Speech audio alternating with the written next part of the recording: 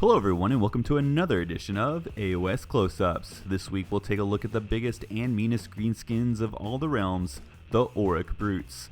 We'll take a look at their background, the rules, and a closer look at their two weapon options.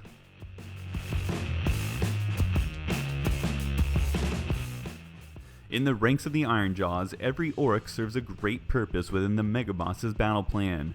The boss does the poing, the war chanters make the noise, the weird knobs do the green stuff thing, and the gruntas get places fast. However, someone needs to do most of the fighting, and those someones are the Orruk Brutes. Hulking warriors of pure muscle and encased in iron that is bent into shape with their own hands, there are few things in the realms that could match the toughness and strength of a brute in one-on-one combat. And for those things that could, there are seemingly endless waves of brutes racing to beat its face in first. What one brute can't do, his chums will make sure it gets done. As the ancient saying goes, "Oi, if smashing ain't working, get more boys to smashing it with." Now, like all Orruks, brutes love a good fight. But brutes are looking for two types of enemies. One's behind walls and gates because they aren't going to run when the brutes show up, and the other ones are anything bigger than they are, because if they tower over a brute, they must think there's something else, and it's the brute's job to prove them otherwise.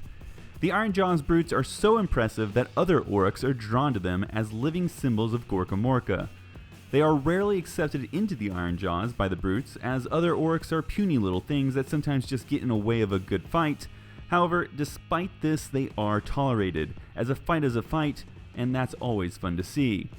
Now, fight away these lesser Orruks do to impress the brutes, which in some weird Orky way is an act of worship to Gorkamorka himself, and that being said, he would surely be pleased by their devotion.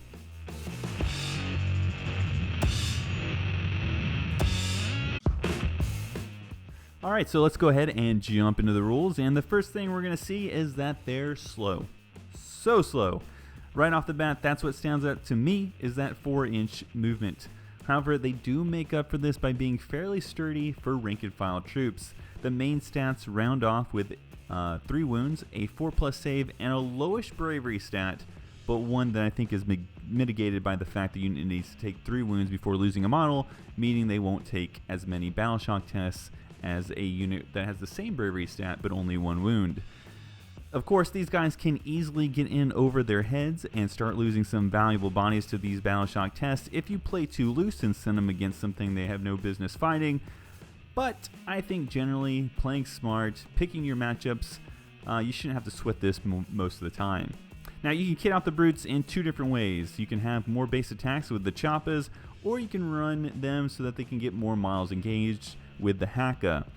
I'd really only bring the 2 choppas if you were going to run these guys in small 5-man groups, as chances are they'll be able to get in range with whatever they're combating. However, the bigger the unit gets, the more problematic it is to get all these guys into base contact. So, with that in mind, you're probably better off losing the 1 attack and choose the Gore Haka to get 1 more model in range.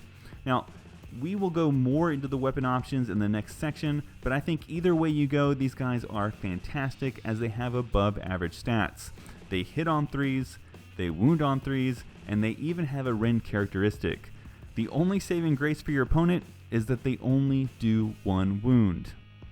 Now, 1 in every 5 guys can be armed with a special weapon called the Gore Choppa, and this comes with 3 attacks. It hits 50-50, but it wounds and rends just as well as the base weapon, and it comes with D3 wounds. Now, this weapon does not change the dynamic of the unit, it just gives them the potential to have a little bit more oomph.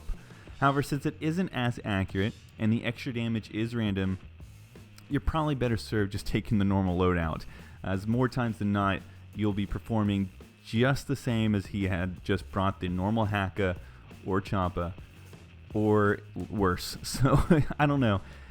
It's interesting. I don't think it was well thought out. I would probably take it just for the potential, because I don't think 1 model in a game really is going to be a turning point for anything. It's really about your matchups. But if you are very studious and you're very competitive and you're looking for every possible gain, then you probably are not well served taking this special weapon. Now, they become even more nasty for rank and file guys when we look at the ability Duff Up Them Big Things.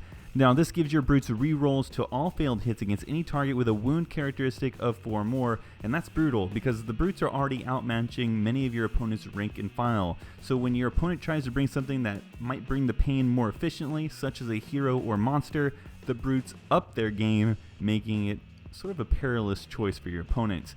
Now finally, the unit doesn't have musicians or banners, but it does have a champion upgrade called the Brute Boss. He can be either armed with the reliable Boss Choppa, and I say it's reliable because it needs 3s for attacks, hits, and wounds. It does come with a rend and has 2 damage. Or he can take the less reliable, but interesting Boss Claw and Brute Smasher. The attack is cool, though, honestly less accurate. The Claw only has 1 attack that hits 50-50. Everything else is similar to the Choppa. However, if you do hit, and that is just hit, the target unit then is automatically hit by the 2 attacks from the Brute Smasher. And the Brute Smasher is kind of nice because it wounds on a 3, has an incredible -2 rend, but it does again D3 wounds, which is normally not bad, except when we look at the Boss Choppa, it does the 2 wounds. So again, there is the potential for 2 out of the 3 times that you'll do the same damage or less. Now, the -2 rend is still important, so it does make it still a viable choice, but I think since it's randomized damage, you're without a doubt better served taking the Choppa.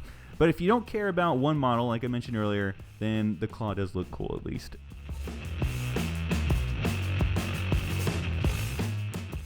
So there are 2 weapon loadouts for the brutes, the Choppas and the Hakkas. As mentioned earlier, the Choppa gets 4 attacks and has a 1-inch range, while the other gets only 3 attacks and has a 2-inch range.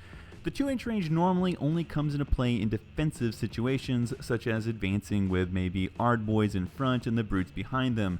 The enemy will charge the Ardboys, but will also have to deal with the brutes behind them, making it an unideal situation for your opponent. However, the brutes have the stats, in my opinion, of an offensive unit because of their accuracy and the amount of attacks they get. So while this is a viable tactic, an Orruk general worth his fungus will be looking to get to the grips with the enemy rather than waiting for him to charge his little Ardboys. This doesn't mean the brutes cannot play the defensive role, but you should see how the 2 weapon options compare in the offensive situations. The base size for the brutes is so big that it may be difficult to get all the brutes in range to swing, particularly if the unit of brutes gets larger than just the base 5. In the situation of units of 5 or more brutes, it will probably be worthwhile to bring the Hakkas over the Choppas. Because of the large base size, and depending on your terrain, I like to play with a lot of it, your opponent could try to also set up choke points to funnel your Orruks through, such as the opening of an Ophidian archway or the crossing of a bridge. If you're throwing a medium or large unit of Choppa brutes into these situations, you're losing offensive capabilities had you brought maybe the larger ranged Hakkas. However, if the terrain is fairly open and you have a small 5 Orruk unit of brutes, then you definitely want to take advantage of that extra attack the Choppa gives you.